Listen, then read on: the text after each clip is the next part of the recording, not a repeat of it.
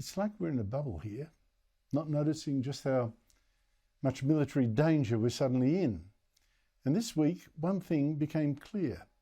We're already now paying the price, literally, in the shops, and soon in interest rates, for being so weak, and for the US being so weak. But did anyone join the dots? If you looked hard enough in the papers yesterday, you'd have seen this headline: shipping crises, spanner in the works for inflation fight, which is a boring headline. You'd never know the story's actually talking about missiles and pirates and hijackings and ships being blown up and us doing damn all about it. Now, the story points out that our inflation rate is higher than it should be, at least in part because shipping costs have gone up 300% in 1 year. There are also big delays in getting some stuff from overseas. And all that means there's now a fair chance that interest rates will go up again before Christmas, with all the pain that will cause. Here's the Prime Minister today playing all this down, not talking about the real reason for this hit to our inflation, because you can't upset the Muslim vote, or remind Australians that our Navy is now a joke.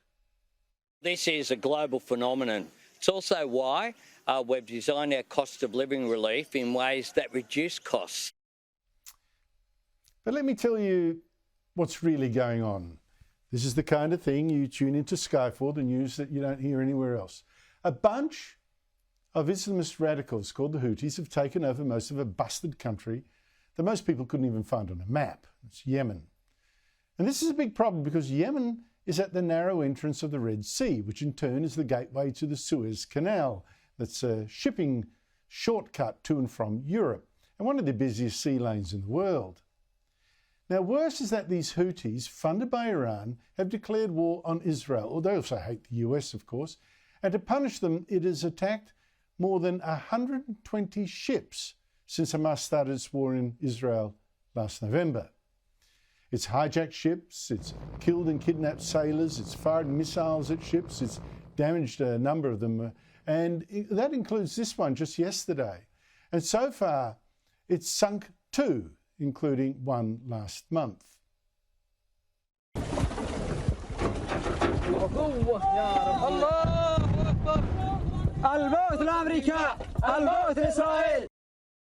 Now, not surprisingly, these attacks have now halved the number of ships going through the Suez Canal. And that means many have to go to and from our part of the world around Africa instead. And that adds about 2 weeks to the trip.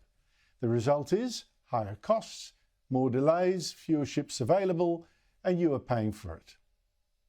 It's affecting cargo from the Asian region, the US, and it's all commodities. So nothing is protected by this. It's going to be everything, as you said, from your confectionery to your luxury items through to medical goods, you name it, it's all going to be caught up in it.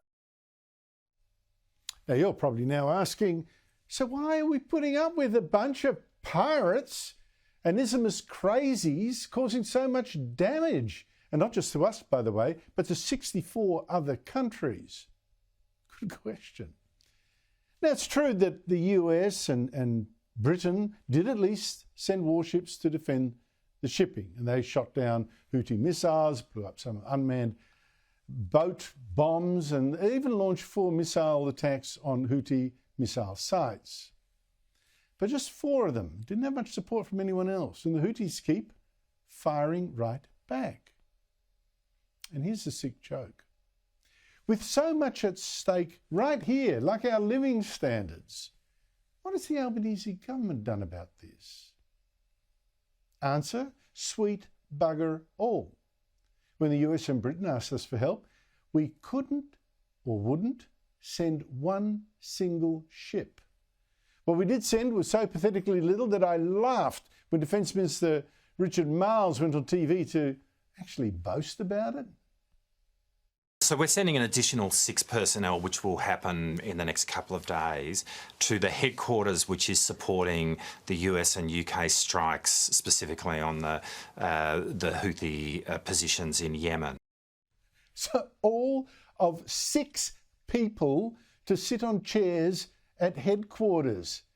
Yeah, the Houthis would really be scared of them. And there's a PS to this, something that also should scare you, particularly when we've just been told that we don't even have a single anti-missile defence system to protect our cities. Not one. And the Albanese government hasn't put $1 into getting one. And the scare is China.